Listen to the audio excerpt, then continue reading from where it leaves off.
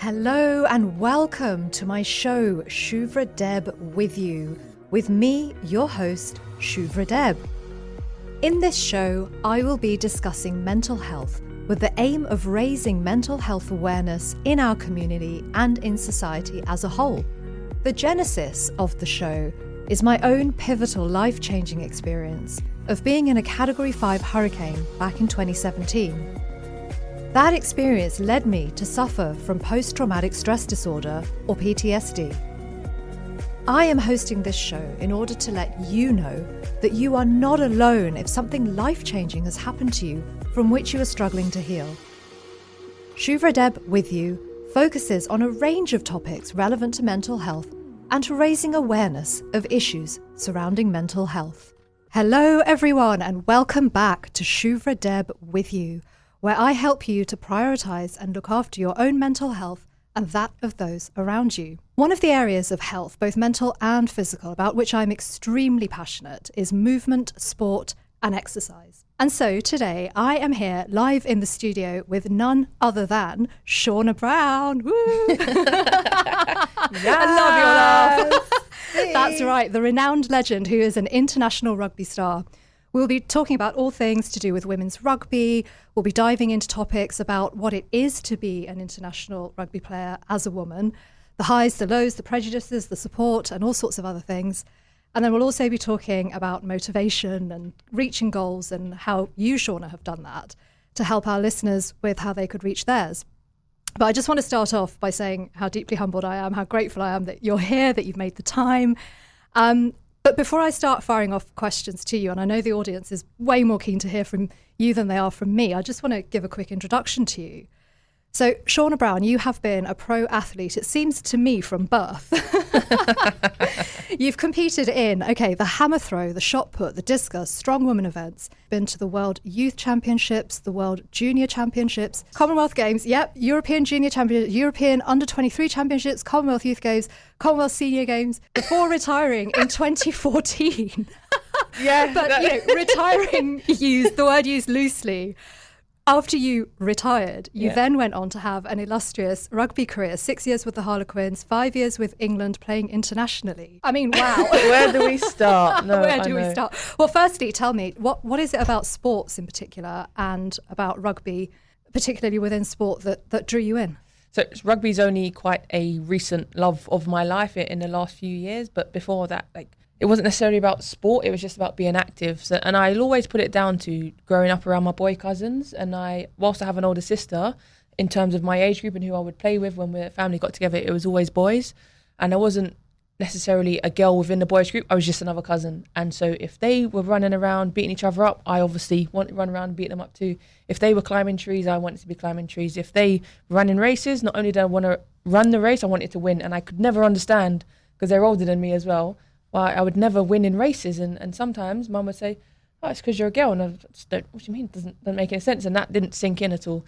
So it's, growing up, just being around sport and activity. And it was only, I say as I got older, relatively, that I got involved in organised sport. So age 12, 13 is when I started with track and field.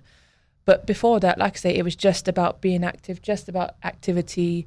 I would be out at every half-term camp, any football camps, any play or movement camps during breaks. And my mum worked for essentially the youth justice, area of youth justice. And so there's a lot of programs and schemes around to keep young offenders busy. And so I'd spend a lot of my time doing those because she knew all the schemes that were going on. And a lot of them were either free or really cheap, because that was a huge difference as to me growing up and where I went to. There's not a lot of money around.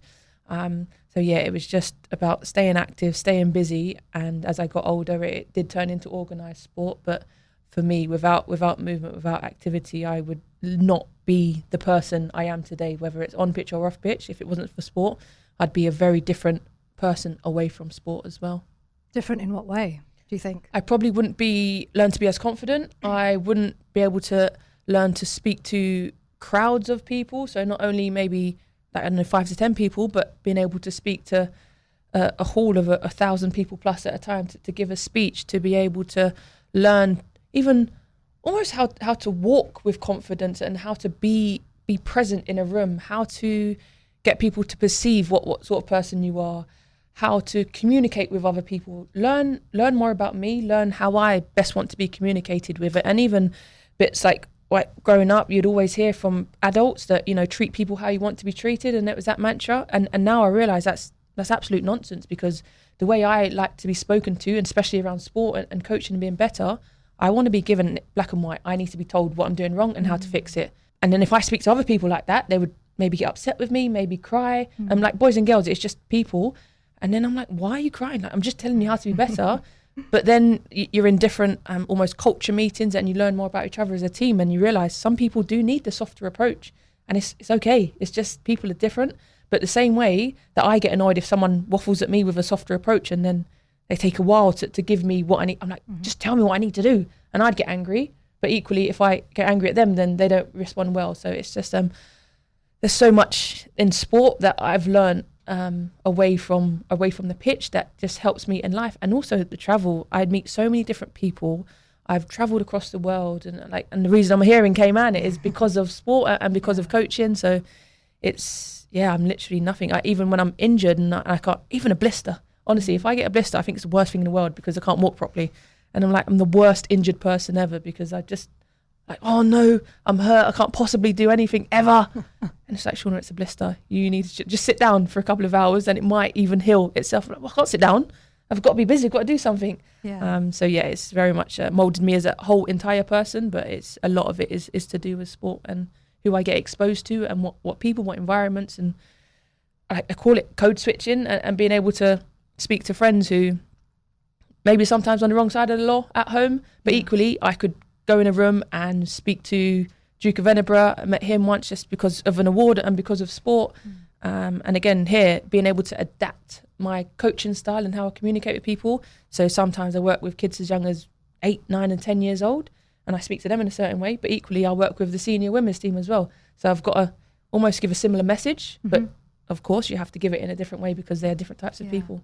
So multifaceted being, I think. You're naturally drawn to movement and sport. You had the kind of sport is normal type upbringing, which, as you say, a lot of girls don't have. And then you also had the opportunity to help out with your mum and the programs that she was doing. And all of that made you feel confident, I suppose, because you're having to stride onto the pitch with that look of confidence, even if you're not feeling it. So then you take that off the pitch and you're able to address people and talk to people. With all of that in mind, tell us what some of the issues are in women's sport, and how, with your multifaceted abilities, you have dealt with those and addressed those. It's a big standout for me anytime I'm coaching is how boys speak to each other when they're playing with boys, and how girls speak to each other when playing with other girls. And you'll get the boys who are overly confident, and for me, there's someone who doesn't know what they're doing, which is fine. They acknowledge that they don't know what they're doing. But what's even worse is they don't know what they're doing, but they think they do. And so they think they know better. And the boys will come at me with all of different coaching points, and no, this is wrong. This is how you do it. Excuse me. As in the boy players, or the boy players. They'll always, not always. Some of them feel like they will know more, and you think you really haven't got a clue. You think you're good at something because I don't know. You've grown up in a world where you're told you're good by whether it's another coach, a teacher, a parent, someone who's just been told that you can be that person, which is fine. But then for me, it's a difference between girls, because the girls, I find it hard to even get them to speak to each other. They're almost not confident. And they'll say to me, oh, Shaunagh, I think this is how that group can be better. And I go, you're correct. Tell them. Is that across the board where you've coached? As a rule, girls are generally more reserved with their knowledge and with putting themselves out there. And I listen to a lot of TED Talks as well. And there's one in particular about how with boys, we just let them go out there, let them play, let them try things, let them do new things. Let them fall out of trees. Yeah, exactly. But girls are like, oh, no, it's a bit dangerous. Like, you don't do that. Or you can try, but if you try, you have to be good. You have to be the best. You can't fail. You have to succeed. No matter what it is, you can only try it. And we're not saying these words, but we're implicating it with our actions and what we're letting them do. But it's like, if you go, you have to win. And you have to make the best robot there is, or you have to be the fastest on the pitch, or whatever it is. But with boys, we just let them go and try things, and we let them fail, and we let them go again, and we say you can go again. But then sometimes almost subconsciously, we're telling our girls, oh, maybe it's not for you. You tried it once and, you know, it didn't work out, so try something else. But whilst that message is okay, let them try again. Are they enjoying it? Especially at a young age, you want them to enjoy themselves. If they're enjoying it but they're not particularly good at it, just let them keep going. Doesn't And matter. maybe they get good at it. Maybe they enjoy it even more. But then there's the other thing of just learning how to fail, because a huge part of success is failure, and you have to fail. Like, say for every 10 attempts at anything I do, I'm probably going to fail 7 or 8 times, and I might succeed 2 or 3 times. That's so interesting to hear you say that, with all your accomplishments, everything you've achieved. And I think that's a very good point, that before any success comes numerous failures, and the people who actually fail are the ones who stop just before succeeding. Yeah, and as much as I can't quote it word for word, but it's something like in Silicon Valley, not taken seriously as a business person or entrepreneur unless you've had at least 3 failed businesses. Like, 'cause that's what you have to try, and you have to see what works, what doesn't work, and you have to try again. So yeah, I think there's certainly a place in this world where we constantly tell our girls subconsciously that don't even have a go, because if you're not going to be the best at it, what's the point? And so they do nothing instead. Yeah, they just give up. That's so interesting, because I didn't know that, actually, that kids were still raised in that way. I mean, certainly when I was a girl, I was told I had to wear a dress and I couldn't climb a tree because my dress would get ruined and I might hurt myself, I might break a bone, or, you know, something terrible might happen to me. So you address these issues with your coaching. You deal with the boys in the way that you need to. If they're, you know, talking back to you when they shouldn't be, then you put a stamp on that. And with the girls, you encourage them. Are there things that as society, or perhaps even as parents, we could be doing to equalize things a bit more? Yeah, a lot of it, you know, it's not malicious. It's not because we're trying to suppress and oppress our girls and hold them back. It's just because it's so entrained in us as humans to, girls are softer, girls are weaker, girls are smaller, we need to protect our girls, and the boys are going to be the breadwinner, the boys are going to be the tough ones. But actually just think about how you even speak to if you have a girl and a boy, whether it's a son or daughter, niece or nephew, how you speak to a girl in that situation and how you speak to your boy in that situation. Your tone of voice. Do you go, oh, that's lovely, that's really, do you soften your voice when you talk to girl? But then when you're talking to a boy, you're sort of a harder voice. But equally, what's the activity? Are you going to the park? Yes, we're going to the park. Right. So why is your boy in trainers and shorts or sneakers or pants or whatever you want to call it, but then you're sending your girl in sandals or flip-flops and a skirt or dress? And then she goes to run around. Everyone knows it's not comfortable running around in sandals. So she stops running around and you think, oh, she's not playing because she doesn't want to play. But the little girl doesn't know to vocalize, well, actually, it's just really uncomfortable to run in sandals. So the adult just sees the girl sitting down, playing with the daisies, and they think, oh, what a love, that's lovely. Boys are all running around boisterous and beating each other up. And the girls are sitting around playing, because that's what girls do and that's what boys do. No, you might have made it uncomfortable for them to do it. And I remember going home from primary school one day, and I just said to my mum, I'm never wearing a skirt or dress to school again, because it means I can't hang upside down on the monkey bars. If I do, my knickers come out and everyone laughs. And she just said, fine. Like, there was never any, oh no, but you must wear it because you're pretty. That's what you're always so pretty. And isn't your hair lovely? And I was just allowed to just be a kid. I wasn't necessarily a boy or girl. I was just playing all of the time. So yeah, it's just so much of it. It's not malicious, but it's almost human nature in how we treat our boys and girls. But it's just think about it. How are you treating your boy? How are you? What opportunities are you giving your boy?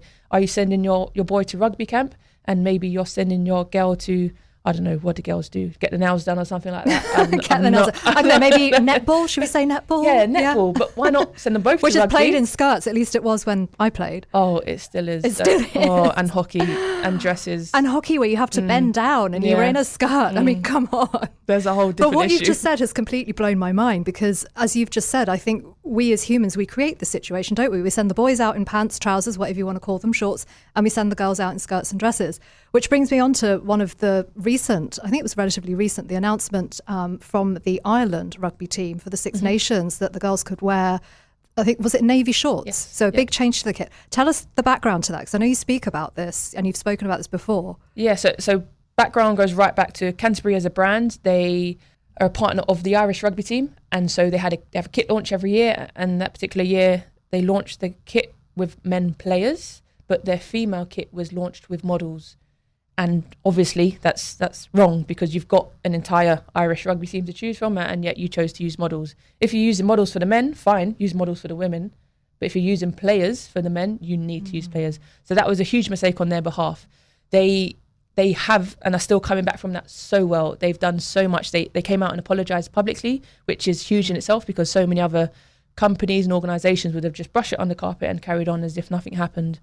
But so they were, like I say, they came out brave and said, we're sorry this happened, this is what we're going to do to change. But the most recent thing at the moment, like you said, they've changed their white shorts to navy. And not only is it the Irish women are now wearing navy in the Six Nations, but also if you've bought a white pair of shorts in the last 2 or 3 years, you can send them back to Canterbury, and Canterbury will send you a darker pair, just to be aware. And I guess because we've not mentioned it, people listen to this, well, what difference does it make? That was going to be my next question. What do we need to be aware about, Shaunagh? Yeah, because if you're on your period, it's your time of month, and you have a leak, it's embarrassing. Or you might not even have a leak, but the fear of leaking. And there's some stories from so many players where they double up on tampons and sanitary pads, and maybe they put some undershorts on top just in case. Oh gosh, I mean, that fear happens when you're walking down the street. You don't have to be on a rugby pitch running around for that fear to be there. Imagine, and then you're rolling around the pitch, and your body's going in all sorts of positions, and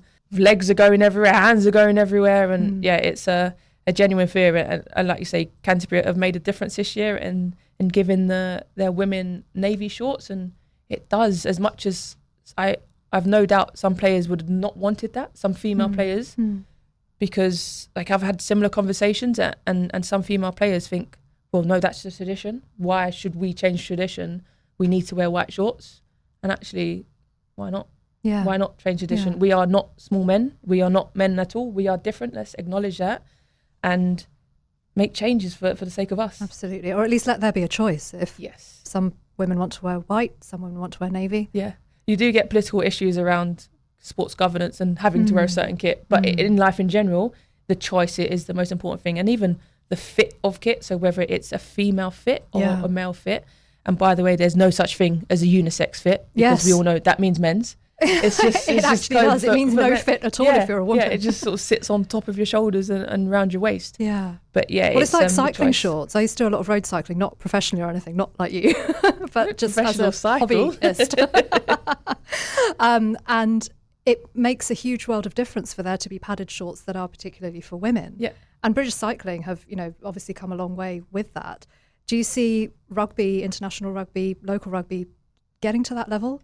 I think the most important thing at the moment is the conversations are now happening. So before, it was not necessarily a taboo. You just didn't talk about it. You didn't talk about your period. You didn't talk about why you're in crippling pain. You didn't talk about why you're not performing in that training session, because it was just not spoken about. And football in the UK has come, well, particularly in England, has come a long way with that, and tracking periods and tracking what the hormones do to your body physically. And actually, can we maximize it? Is there a time of month where you are your strongest because your hormones are in a certain place? And is there times of the month where you're more likely or more susceptible to injury because of your hormones? Wow. So yeah, football is doing well, and rugby will almost definitely follow in the footsteps. But unfortunately, it's such a long process, because women and women's needs have been forgotten for so long. Ignored. Ignored, yeah, to the point where there's not even the research behind it. So now the conversations are being had, and head injury and concussions, again, our protocols in rugby generally are just a set of protocols, but now there's research coming out to say men and women react differently to concussion, and so we need a different set of protocols.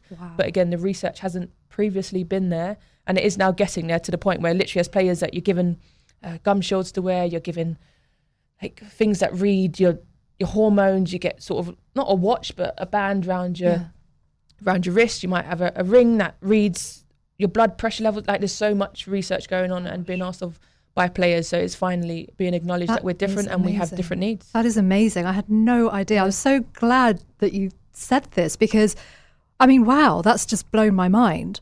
And to think that this is now happening in sport led by football, moving over to rugby, it's limitless. This sort of research, this analysis, when do women perform at their best? When do they perform not so much at their best? If this is something that's taken into corporate world, into all sorts of industries, how much more productive could we all be? And how much more, how much better cared for could we all be? Because the other thing with sort of the older women is the menopause, and actually maybe you do need a few days off a week or a month for menopause. And then, I mean, I'm not there yet, but I've no doubt I'll get there. That's kind of what happens when you're a woman. And we've seen older women go through it. Yeah. Friends, parents. And just adapting, like policies, there's so many company and organisation and sporting policies that are in place for people and humans, but actually the research is there because of men. So why would we not adapt and change that? And maybe off topic, but in the UK they've announced in the next few years that childcare is essentially going to be free for any child over 9 months. Wow. And that's huge for women in the workplace. That's following Scandinavian You've just policies. opened up over 50% of the population in the UK to say, I want to have a baby now because I want to work as well. I don't want having a baby to hold me back from career, as some people will feel that is the case. But equally, if you don't want to have a baby, fine. But the choice, again, we're back to the choice, and the choice is there that you will be supported, and the expectation is not that mum will stay at home. And again, if you know a set of parents and you see dad out either by themselves or at a sporting event, you just say hello and think, great. Then you see a mum by herself, and normally the first question is, oh, where's the kids? So it's just, again, how we trained to teach men compared to how we teach women, how we teach dads compared to how we teach mums. And it's just a mum is a person first and a mum second. Absolutely, yeah. You don't lose your identity just because of having children, right? Tell me about being a change maker. It's a title I made up myself. I love it. Make up your own job title. That's the way to go. Yeah, it's just, for me, about changing perception and getting people to think a little differently. And I'm a thinker myself, and I'll always, like, even after this podcast, I'll sit in the van on the way home, and then I'll have a chat with Benji and say, oh, but I could have said this and I could have said that, and maybe I should have worded it differently. Like, I'm just constantly thinking of how I could be better. And the change maker bit is just to get people to think a bit more about either the words that they're using or how they are almost coming across in their body language. If you're addressing a group of people, do you tend to only look at a certain person? Do you address the whole group? Especially if you're working with men and women, how often do you say, like, so in rugby, we are guilty for, it's a man-on-man defence, or it's a 5-man line-out, or it's an 8-man scrum.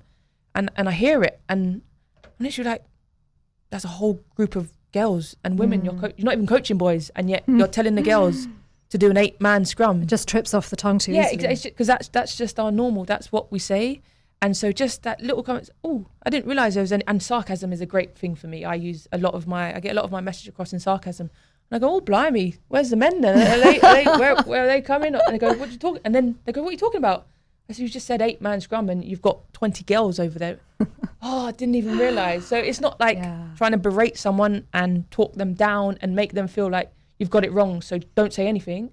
Actually, just play it softly and get people to realise how often they are saying he and him, and instead of either they and them or she. And, if someone's a bad driver in front of you, or there's an assumption. There's an assumption. Oh, what's he doing this time, or say you go to the dentist and they'll go, oh, what did he say? And you go, I didn't say it was a man. Right, doctor, dentist, accountant, lawyer, assumption that they're how men. often do we assume it's a man? So just think about it. And Benji, bless him, my fiance, the amount of times I'll pick him up and he just goes, oh yeah, he's done this, and I go, oh, did he? How do you know it's a man? He's like, oh, but sometimes he corrects me because I get it wrong as well. None of us are safe from it because we've been told. We've been so acculturated long in this way. It's just how equally, language is. Like a nurse or hairdresser, assumption of a she. Yeah, exactly. Or like the girls in the office is another term that gets me.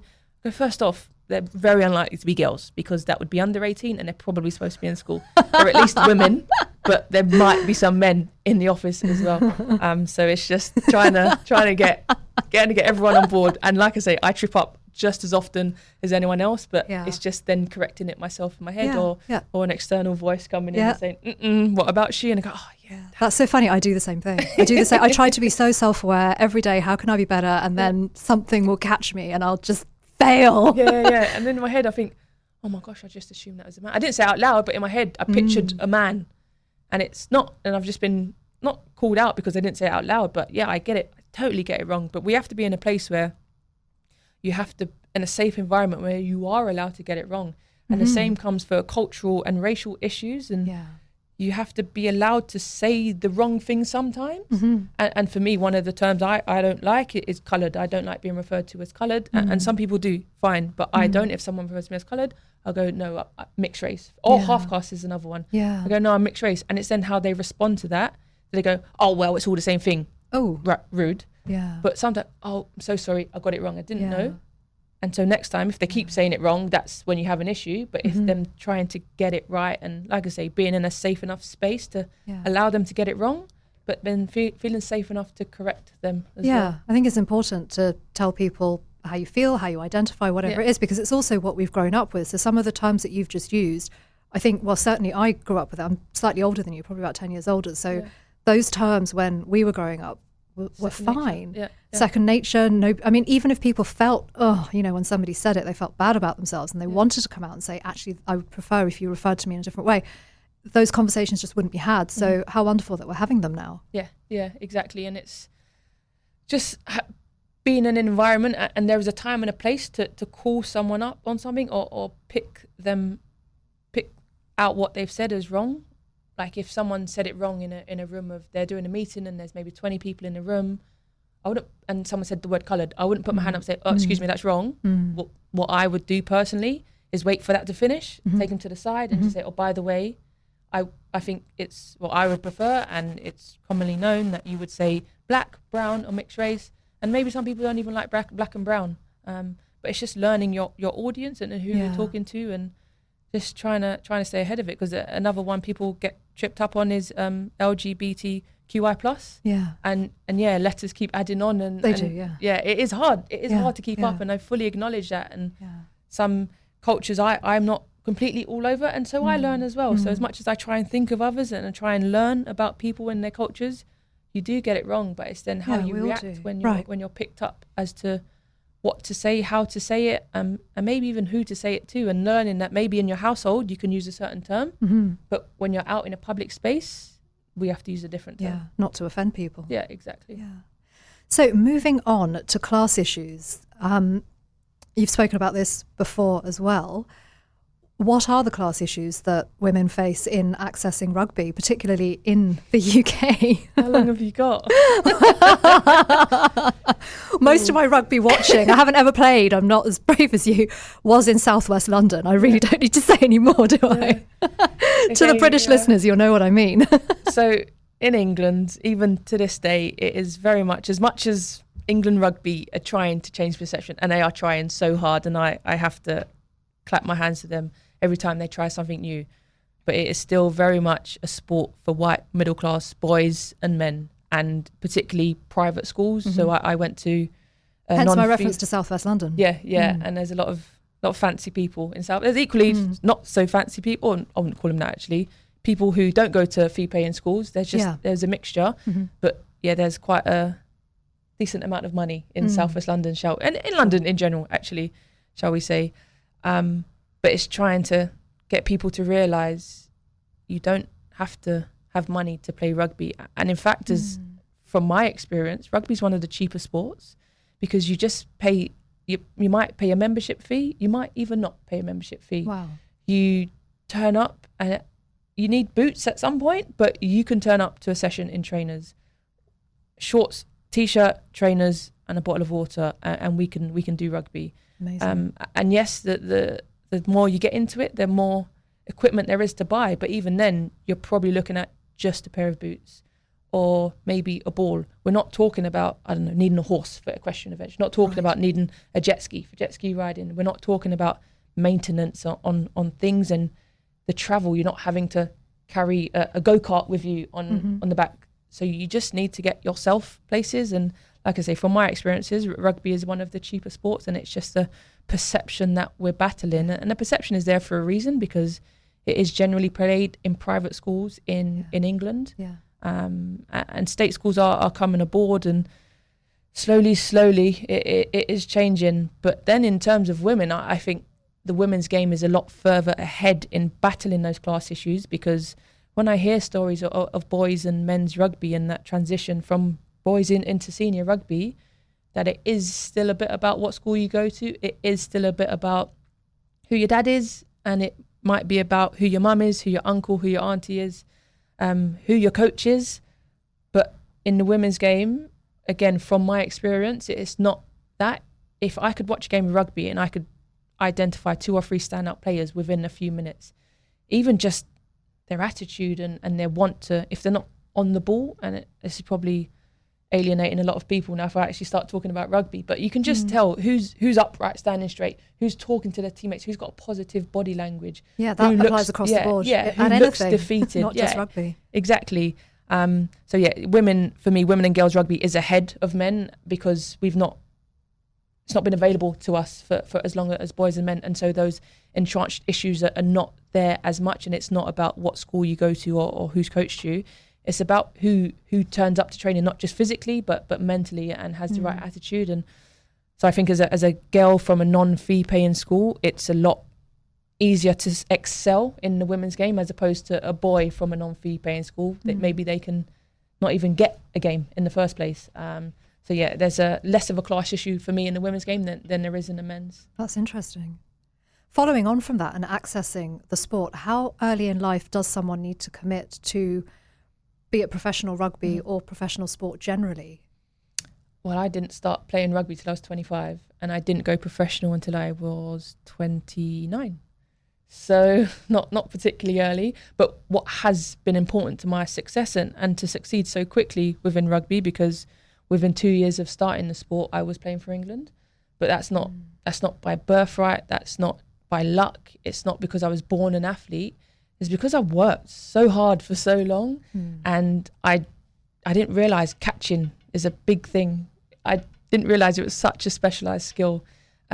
Even identifying left and rights, as much as I love K-Man, there are so many people who can't do left and right, and it blows my mind that it just say left and be on the left and then catch the ball that's thrown to the left. That explains the driving, people indicating right and then turning left or the other way around. Now I understand. I honestly, I had a group yesterday and I had to write L and R on their hands because they just couldn't get it.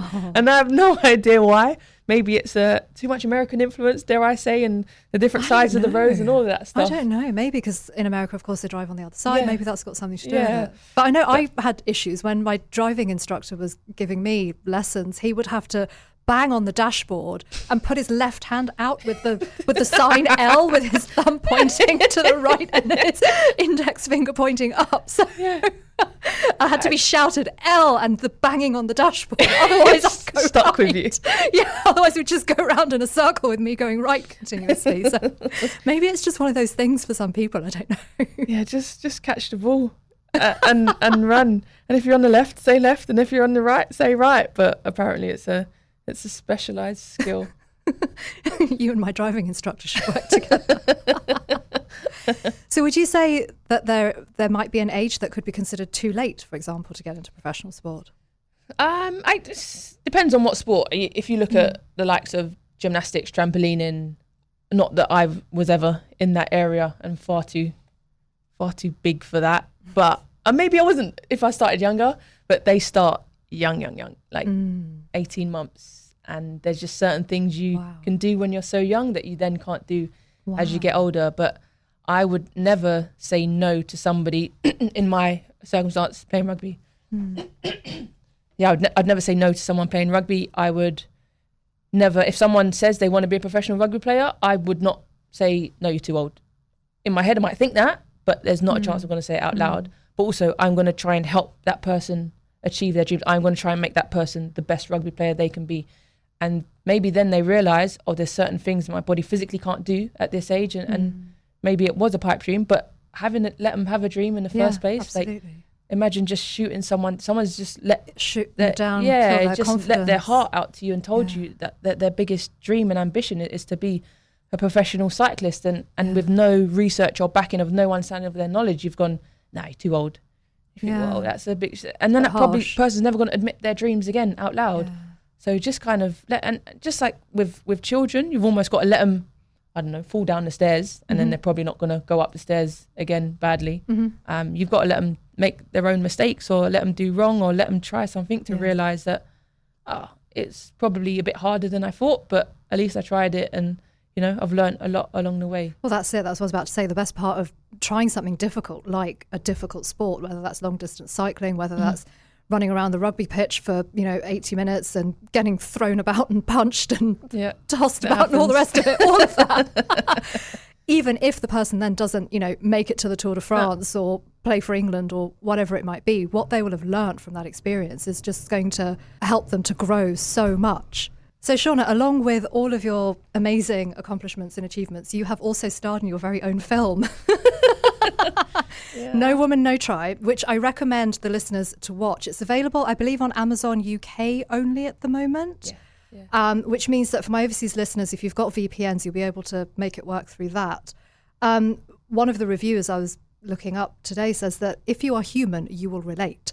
So the film is not just related to women, it applies to humans across the board. In the film, Shaunagh, one of the things that you talk about is negative attitudes towards women's bodies.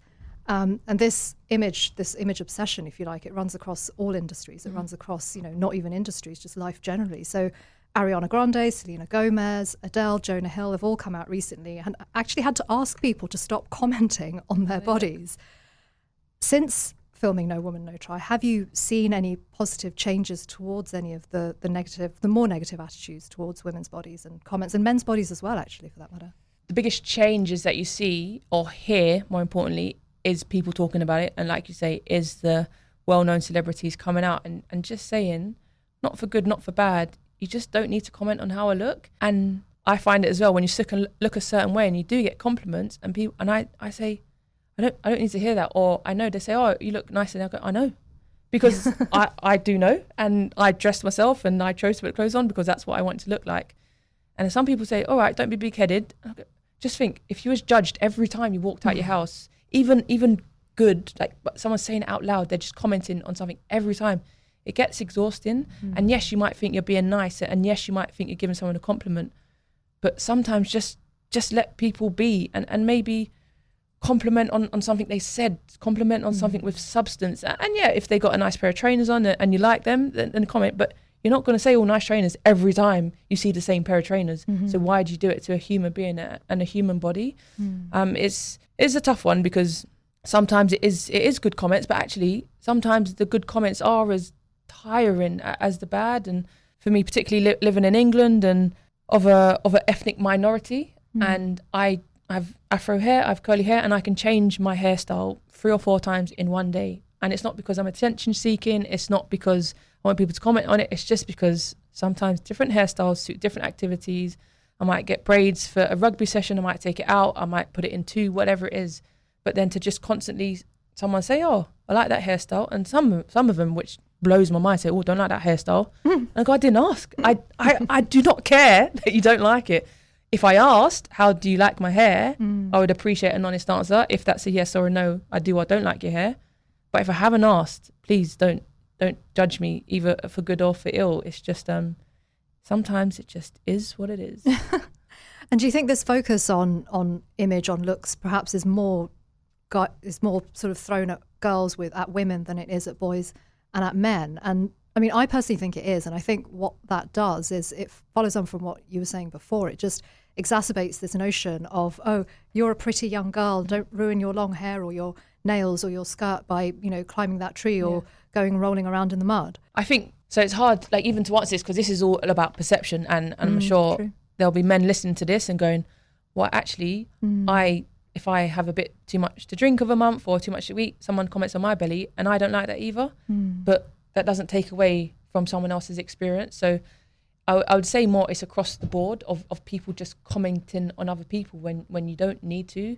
But there is the elements of, like you say, the girls and women, they're being restricted from doing things because of how they look. That's very different for just commenting on how someone looks. But yeah, I wouldn't want to exclude men from the conversation who also, and I know even things like hair is a big deal for men and losing hair, and it's just like, well, we don't need to comment on it. Like, it's either a tough subject or maybe it's not a tough subject, but you can just, you don't have to comment all of the time. And especially if your comments are not asked for, just let it be. But I genuinely think it's a problem across the board, and we're now finally talking about the women's side of things and how often we are judged, but I think there's just as much to be said about men's image and how they're made to feel, and even things like anorexia.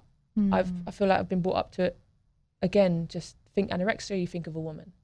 but actually there's plenty of men who either suffer from, well, just generally eating disorders. Yeah. But even when a man is told that they must be big, they must be strong, they must be huge. Or they must have a six-pack. There's so much pressure with the way that modern and then you get media is, with, you know, all the magazines that now exist with all these men who are, you know, probably airbrushed to an inch of their lives. Exactly. And then people looking at these photos think they're real. Because then you get someone like me and my fiance Benji, he is bigger than me, but there's some areas in life that I am better than him at things, but equally he is better than me at things. And I'm always aware of that, because there is a thing in society where you're told as a man you must be stronger, you should be taller, you should be heavier, you should earn more money. You should be richer.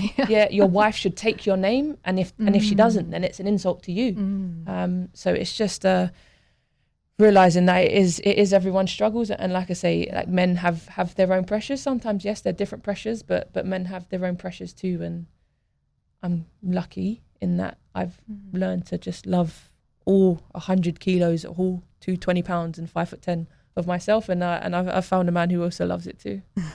Oh, that's beautiful. And you're also so self-aware. Yeah, I like to, like I say, I just reflect on so much. Even if I'm driving and I make a mistake in the road, and I'm like, oh, and then I'll think about that for the next 10 minutes. Think, oh, Shaunagh, that was not enough space, shouldn't have pulled out, or you should have indicated earlier. Do the same thing if you're already guilty. Yeah, exactly. And there's so many people in this world who would not even know that they've done it wrong, let alone think about how to do it right next time. But yeah, the self-awareness piece is realizing that other people exist. And I didn't realize it was a skill until you're just around other people who just constantly forget. And again, I'll go back to coaching sessions, and sometimes I do mixed boys and girls, and the boys will say, okay, so what if he's in this position? I said, sorry, can you just look at half of the group here?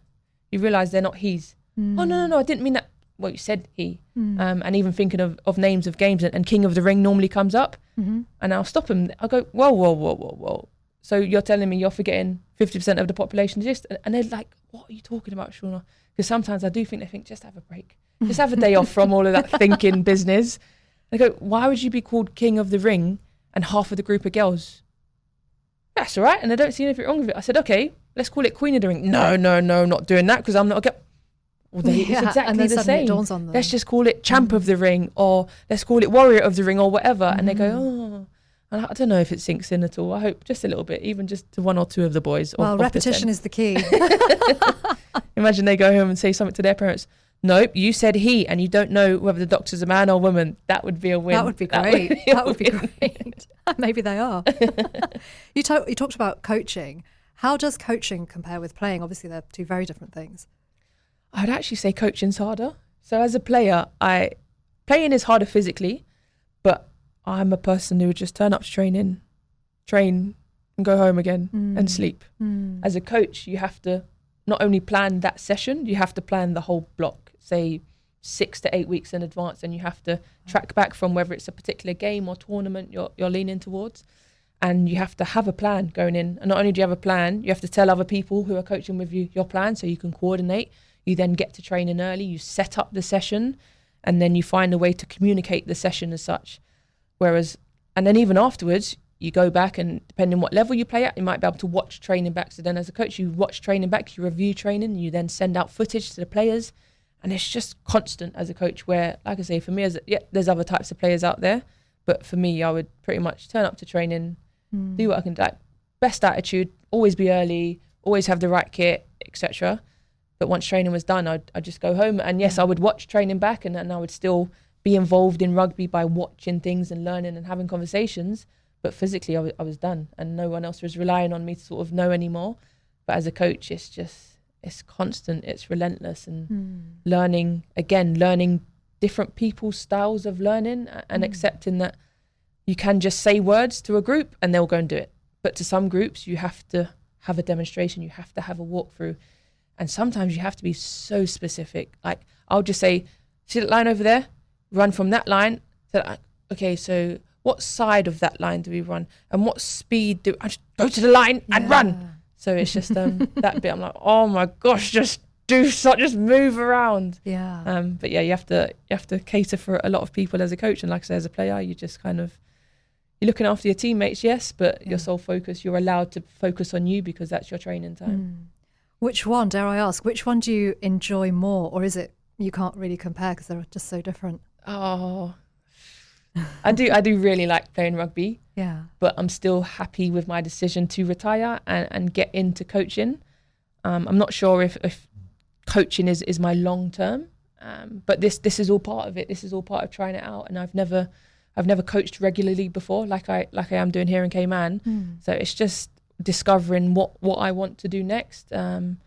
But I do really, really like playing rugby, and I do love running into people, and I do love tackling people to the floor, and I do love handing people off to the face and doing so many things that are not socially acceptable anywhere else except on a rugby pitch, particularly as a woman, as you're always told to calm down, be quiet, go sit there nicely, wear a skirt. Actually, my rugby club I used to play for, Harlequins, they did I don't think it went live, but there was an idea around April Fool's Day, and they was going to announce that we would play a game in skirts. And obviously it's like, how ridiculous. And you go, yeah, it is ridiculous, but some tennis, hockey and netball still play in skirts. As we were saying, so that's right. It's just like, maybe some changes need to be made elsewhere. Yeah. Do you see yourself ever going back to playing? I might have a one-off game here and there for whatever reason, maybe like a charity game or some sort of novelty game, but not long-term playing, because I also have this issue in my head where I have this elite athlete disease, I call it, where I couldn't just pop into a sport. I couldn't just pop in. I'd need to spend all of my time concentrating on it. I need to be the best at that sport. You're all in or nothing. Yeah. I can relate to that. And it can be an issue sometimes, because when I do try and pop into a sport and nobody else is taking it seriously, and I'm like, what are you doing? What? Catch the ball. It's not and I get so angry.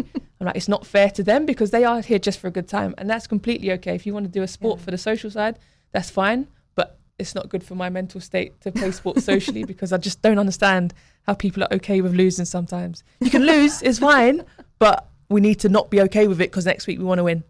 But that's me as a person, and I understand that and recognise that. So I'm not sure I'd go back to a social level of rugby, certainly. Maybe another sport, but not in rugby. Something else you spoke about in the film No Woman, No Try, you talked about the male allies. Tell us more about that. So we are, as much as I am all for women's empowerment and female empowerment and getting our girls and women to do more and accept that they can do more, but that doesn't happen unless we have the help of men. And we need men. And as much as, like I say, I will talk about women, and a lot of it will be talking about the struggles of women. And that's because the male version of the sport has progressed much further in the same amount of time. Yeah, as it's so much further ahead. And I would argue that the whole of society is designed around a man, but it's now we need men, we need boys to understand, acknowledge and accept women are different, we have different needs, and it's okay to say that out loud. But if you're a dad and you have a daughter, you are just as important in your daughter's life as mum is. And yes, there's certain things that daughter might do, like mummy-daughter things, but there's also so much power in being a dad-daughter, because you can push her to do more. You can push her to just go and play rugby with the boys. You can push her into engineering. You are just as powerful to that small girl as anyone else. And so, the progress of women and empowerment of women doesn't happen without men and boys. Like, what kids can be horrible sometimes, and as much as they tease each other, they tease boys, they tease girls. If just one boy stands up and says, "Don't talk to her like that," like you wouldn't talk to your friend like that, don't talk to her like that, that could be enough to put somebody else talking to someone like that. And so how we bring up our boys is just as important, because those boys will obviously become men.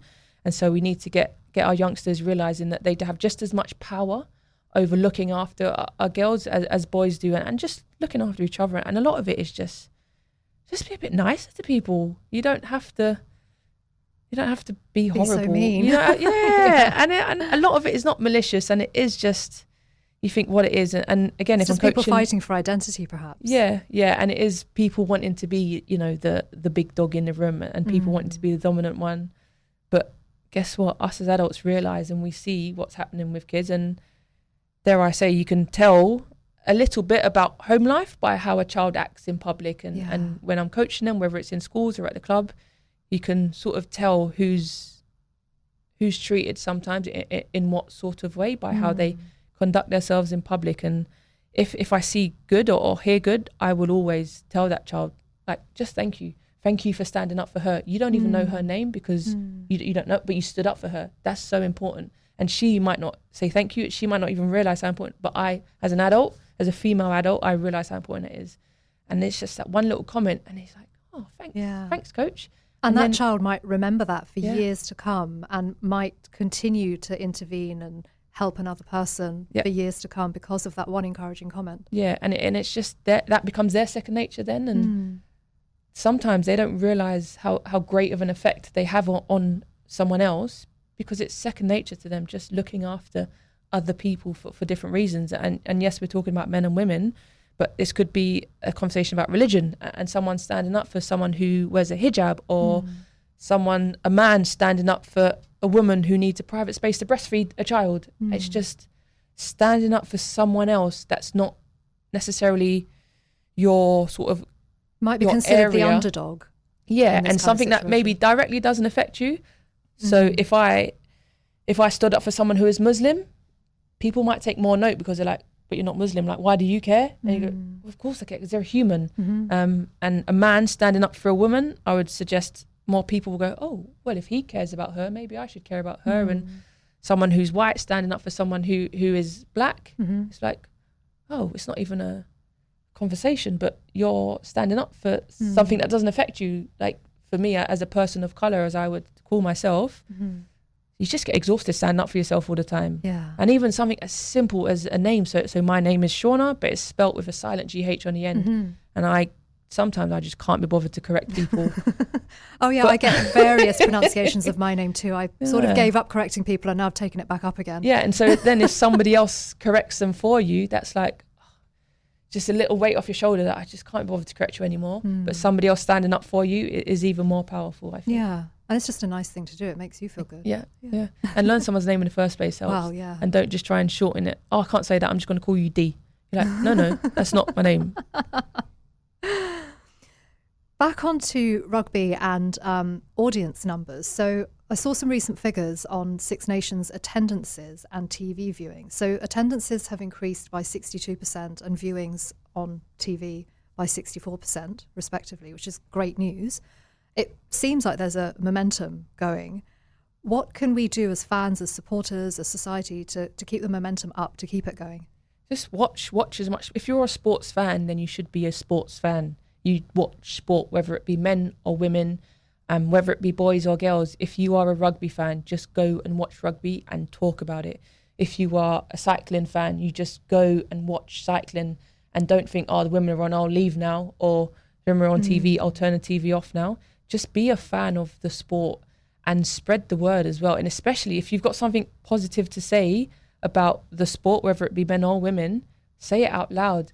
And then if you've something has surprised you when watching, and we get a lot of it in rugby because it is just as rough as the men's game. And I'm obviously used to that because I'm part of that. And I would play a full contact game against a man, which is, legally not allowed. But I would certainly do it because men are biologically, as much as I don't always like to admit it, they are stronger. They are bigger. Their bone density is higher, etc. Yeah, 16% stronger or something, just at a base level or something. And I'm stronger than a lot of men, but biologically I have a limit and a lack of testosterone and all of the good stuff. But it's just getting people watching, getting people listening, having conversations, and give it a chance. And also, a lot of women's sport is so much cheaper than men's. You can get tickets for in England, sort of like £10, £20, £30 maybe, compared to, I don't know, sometimes £100, £200, maybe £1,500 for a game of men's rugby. And I've heard that the lines are shorter. I've heard that the environment's better. It's a lot more of a family environment. And I went to watch our English women footballers at the Euro finals at Wembley. Wow. And the thing that stood out for me, it was over 90,000 people there. But what stood out is the amount of different types of groups of people. So you go and watch a men's game of football and it's lots of groups of men. And you might see the odd woman here and there. Yes. But watching and it's a moment of relief when you do. I've been there's another one over there. Yeah, there's another one of my lot, Little secret hello. But when I went to watch the English women footballers, there were men only groups, there were female only groups, there were family groups, there were young people groups, there were older people groups. There was just so much more people. There were so many more buggies, there were so many more wheelchairs, and just a wider selection of people. and I did not sniff one bit of trouble at that women's game.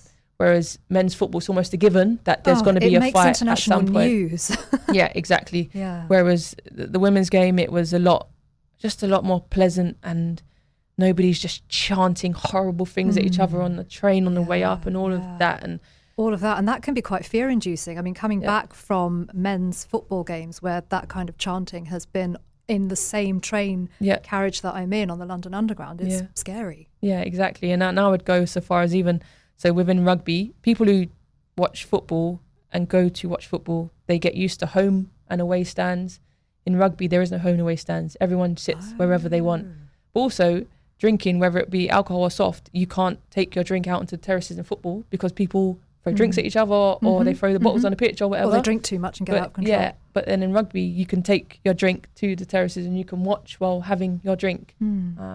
But yeah, it's a whole different kettle of fish, rugby fans compared to I can always tell a rugby fan compared to a football fan, and I can always tell, even if they're watching rugby at a rugby stadium, if they normally watch football because of how they behave, how they talk, how they shout, how they, what words they use, etc. It is a more relaxed game. I went to the Lions versus, I forget the team, it was so long ago, and that was at Twickenham, and it was a pretty full stadium, and it just was much more laid back. Yeah. And that was a big game. Yeah.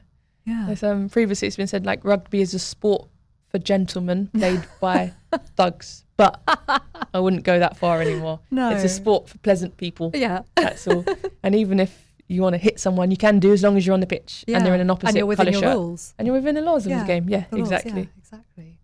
So moving on to motivation related questions. For you, Shaunagh, who are you most grateful to for your achievements, other than to yourself, of course? Yeah, that's a good one. Myself, I'm a pretty cool person. I do a lot of cool stuff. You do, you really do. But apart from that, it'd certainly be mum. So growing up, I never had role models as such. I never really had like the posters on the wall. I never idolised anyone. And I don't know why. I was too busy doing the sport myself. I didn't want to look up somebody else doing it because I wanted to do it myself. And mum she was a single parent, and she just let me do anything within the law and within reason, as in like go and play. I'd just play. I just remember summer holidays and Easter holidays in spring, I would just play for hours on end, and I might be known as what might be called a latchkey kid at the moment, as in she'd send me out to play and say, come back, make sure you're back for your dinner at 6 o'clock, here's £1 for the day, and like get lunch and sweets for £1, get so many sweets for £1. But yeah, it might be questionable now. It goes, well, you've not seen your child since 9 o'clock this morning. Yeah, she's fine. She's playing. She's at adventure, or she's at the park. She's only going to be in 2 places, adventure, at the park or at a mate's house. So yeah, a lot of it is down to mum and literally never telling me no. And when I said I didn't want to wear a skirt or dress, that was it. I think someone bought me a Barbie for a present once, and I was like, Mum, what is this? And she said, don't worry, I'll tell him next time that you want Action Man only. Yeah. So I used to play with those kind of toys. But yeah, it was having a very strong mum and family who just encouraged me to do whatever and let me do whatever I wanted, and just played and wore everything and was rough. I was a mess all of the time. Even now, sometimes I'm like, I've got to brush my hair today. I was like, because I'm an adult, I have to actually brush my hair. But I've grown up realising that I don't. Sometimes, some occasions I do. Yeah. But it's realising that it's not all about how you look. It's just heart and emotion and attitude sometimes. Yeah, wow. So flipping that around, I consider you to be a role model. You're certainly one of mine. Yeah. How does that feel? It's pretty cool to say it out loud, but it's not a job you sign up to. It's not a contract you sign it and say this is what's going to happen. It does come with its own pressures, because again, back to me being a thinker and thinking, how am I perceived? If I say this in public, how will that be perceived? If I wear this, if I put this sort of picture on my social media, on my Instagram, if I put this sort of video on TikTok, how will that be perceived? Would I be happy with, so my gauge used to be, would I be happy with my nan seeing that? And if it was a no, then it wouldn't go on socials. And even things like if I'm out on a night out, and yes, there is alcohol, but do I want to be seen to be drinking it? Probably not, because I know how many youngsters follow me, and I don't want to promote that message. And yes, you could be out and have a good time, but you can be out having a good time and not drink, and you can just be out with your mates. And I'm a fan of clothes, and I like to not necessarily cover up, but there's certain clothes I wouldn't wear, and certain minimal clothes. And even if I'm on the beach in a bikini, there's certain pictures I wouldn't put on my social media because I just don't think it's appropriate. And And that's to say that it's an inappropriate picture, but it's just, do I want my nan seeing that picture? Or do I want my 10-year-old nephew seeing that picture? No, so I'm not going to put it up. So it does come with its own pressures and having to think about what I'm doing and how it's perceived all of the time. But truly, it's an honor. It's an honor for people to be that change maker again, to just sow that seed of thought in someone's mind and to get them to think differently. And the amount of times I've had people come up to me and say, because of a conversation I had with you, I am now doing something different. Because I saw you coaching, I've now started coaching my little boys under 8s team. Wow. Because I see you week in, week out on a rugby pitch with my full afro hair, I now wear my hair out a lot more. And one of my favourite ones was went to a primary school in South London, and one of the boys, he had his hair like me, and it was because he was a boy that it stood out. I was like, oh, that's a cool haircut, like to the teacher. And he said, yeah, because you're his idol, and he's modelled it off of your hair. Amazing. I'm like, oh, that's cool. And like, imagine having that kind of influence, positive influence on someone else's life, and probably someone else that I've never met before physically, and potentially someone I've never spoken to. But it was only when I retired that I kind of realised how much of an impact I've had, and the amount of, like I say, just positive messages. People ultimately just saying thank you for being yourself, thank you for being so open, thank you for allowing me to understand more about your world, and thank you for allowing me to understand more about women, more about people of colour, more about people from an LGBTQI plus society and community, and just like, thank you. And it was just, that's one of the greatest feelings in the world. Yeah, I love it. I love your, again, self-awareness and your just broad inclusivity. It's not that you've just sort of picked out a certain group to represent. Yeah. You just are there for all humans. Yeah, exactly. So, slightly different question. Have you ever struggled with self-confidence? And I mean, I think probably yes, because we all have. Yeah. And what did you or do you do about it when that happens to you? Yes, certainly struggle with self-confidence. And it's, what do you do? I just kind of think, literally, what does it matter? Does it matter in this situation? I do a lot of photo shoots and video shoots and things that are going to be captured, forevermore on a camera. And that's when I'd probably make more of an effort, because it's going to be there forevermore. Does this day matter? Does it matter what this group of people think about me? And sometimes the answer is yes, because you're going to a job interview, you're going to a new place, you might be meeting your partner's family for the first time. And yes, sometimes it does matter what you look like in terms of how you hold yourself. And I'm not talking about whether you're overweight, underweight. I'm more like how you hold yourself, what you wear. Yeah. Again, just the impression that you appropriate level of how you are and who you are. But it's just remembering that I'm a good person, and people like me because of my mind and because of what I say. And no matter how I look, especially if it's a group that already knows me, that they already know what I look like. And some of them know what I look like on my best days. They know what I look like on my worst days.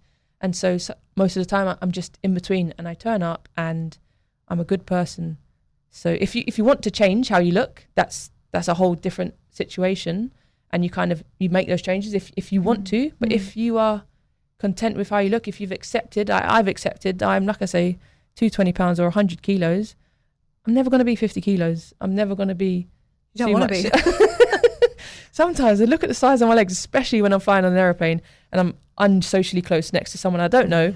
I just look at the size of my legs and I look at the person next to me, man or woman, I go, Shaunagh, oh my goodness, your legs are huge. I've got to carry them around all the time. And I think, oh, blimey, that's well done me. I've got to carry on these huge legs every day of the week. Well, there are plenty of people out there who love rugby player thighs. Yeah, no, I love it too. Yeah. They're just a pain when it comes to clothing. Is the issue. Yeah, I've heard that before. You just got to get things that fit you on your legs and around your waist. Yeah.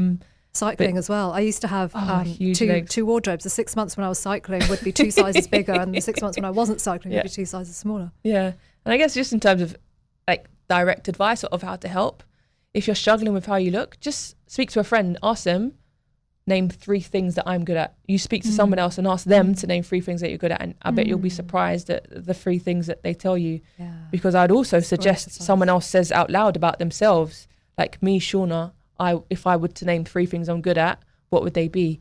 And I've done sort of exercises in team culture before, when I've got, and this goes back to the boys and girls things, I'll say the boys, name to their partner 3 things you're good at. The boys, oh my gosh, they're going for 10 minutes about all these stuff that they're great at. And the girls, literally, I've had so many girls, I'm not good at anything. You've got here, you can breathe, right? Yeah. You've walked upstairs to get here. You can take yourself, so you can eat your own food. You can maybe make you're good at something. You're good at being a human.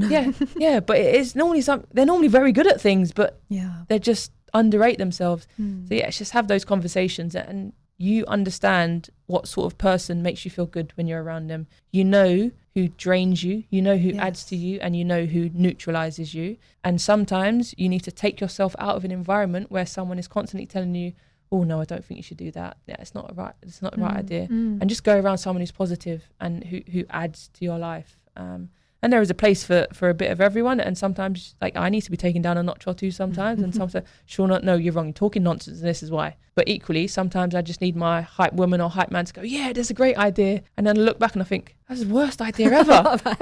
Why did you tell me it was a good idea? It's horrible. I just go, like, imagine if I went for a marathon run or something like that. I mean, I would never say that. But if I say I'll go for a marathon, I don't need someone to tell me that's a good idea, because that's not a good idea. No, and neither would it be for me. 10k is my max. Yeah, just 10k, even 10k, I don't even know what that is. That sounds like money amount to me. I ain't running 10k for. There's bicycles, there's scooters, there's motorbikes. Yes, cars. there's just walking. Well, I'd walk it. Yeah, probably get bored at some point, but yeah, exactly. How do you recover from knockbacks? Always think, why am I doing it? So I had a period when I was playing for England rugby, part of the training squad, part of the team, and I wasn't being picked for match day squad. And there was a few games in a row and wasn't being picked. And I did question myself, why am I doing this? Because it's the decision of one, maybe two, and men in that case, because the England coaches are men. Why would I do it to myself? Why would I subject myself to someone telling me every week there's a game on that you're not good enough? And not telling me directly, or sometimes they did, but in terms of the team sheet, by it's telling implication, me I'm not good enough. Why would I do that? And then I remember my greater good. So it started with, I wanted to play in a World Cup. So that was why I took rugby seriously. So no matter what, you beat me down, fine, but I need to play in a World Cup, so I'm going to get back up. But then the other thing that sort of started to come in was people, was the effect I'm having on people. And so my stronger why actually became the effect and influence I was having over other people. And I think if I give up now, what message does that send to people who are watching my journey, following me and trying to like better themselves just because they see me better in myself? And so, the knockbacks are always, what's my bigger picture here? And at this moment in time, I don't actually have a bigger picture, so I need one, because it will die out soon, the hype of being here and the novelty of being here. And I think, why am I doing this? And I go, but I still need to find that, not there yet.